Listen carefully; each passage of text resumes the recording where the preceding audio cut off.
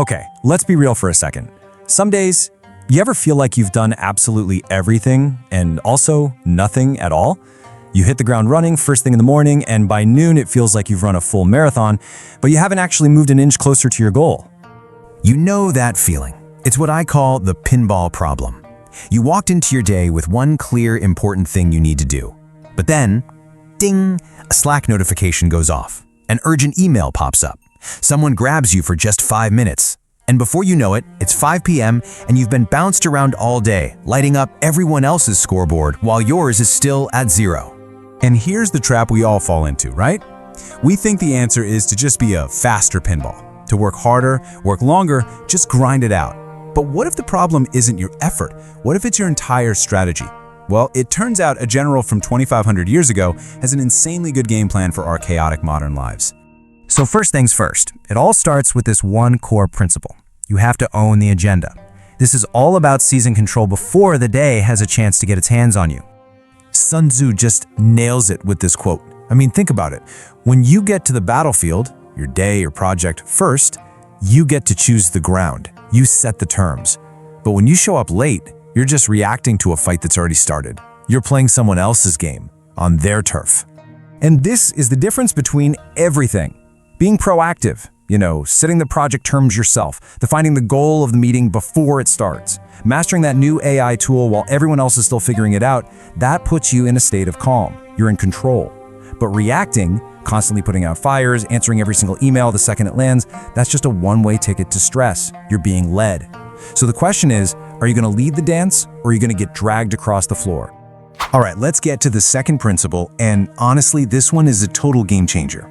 It's about fighting where there is no fight. It's about attacking the void. Just let that sink in for a second. Why would you compete where everybody else already is? Sun Tzu's advice is so simple it's almost radical. Find the open space. Go for what's completely undefended. And this is where we see the difference between the solid and the void. The solid is all the crowded, noisy stuff, that saturated market, the social media niche everyone is jumping into, that pointless argument online you can never ever win. The void, though, that's where the magic is. It's the unsolved problem, the customer need nobody is paying attention to, or even those golden, uninterrupted hours of deep work that you guard with your life. Stop running headfirst into walls. Find the open door. Okay, this next idea, this is your secret weapon. This is how you make huge progress. Sun Tzu had this concept, a 10-to-1 rule, and it's basically a hack for pure, unadulterated concentration. The logic is simple, but so powerful. If your competition is scattered, trying to do 10 things at once, and you focus all of your energy on just one thing, you are effectively 10 times stronger than them at that single point. See, multitasking is the enemy. It scatters your forces. Singular focus, that's your superpower. This connects to an even deeper level of strategy, being what he called formless. You don't have to announce every single project you're starting or broadcast every move you're making. You build your momentum behind the scenes. When nobody knows exactly what you're laser focused on, they can't strategize against it. Your results will do all the talking for you. And that brings us to the final and maybe the most profound principle from Sun Tzu. In a world that feels like it's changing every single minute, you have to learn to become like water. Isn't that beautiful? Water doesn't waste energy trying to fight a mountain. It just flows around it.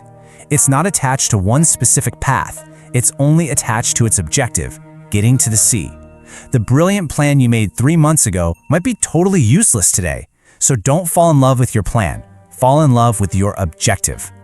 So how do you actually do this? Well, you turn this poetry into practice. Step 1. Keep your eye on the prize, the ultimate goal. 2.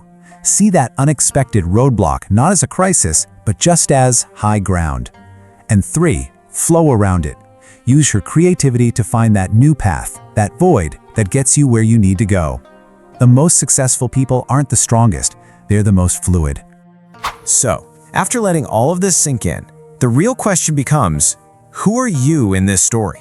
Have you been letting the world just bounce you around? Or are you ready to choose your own way forward? Because that's the transformation we're really talking about here. You stop being the pinball, just reacting to every bump, every light, every noise, and you become the player, calm, strategic, deciding where to put your energy, where to find that open space, and exactly where to apply your 10x force. You're the one controlling the game now. So I'll just leave you with this. A question to really sit with for a minute.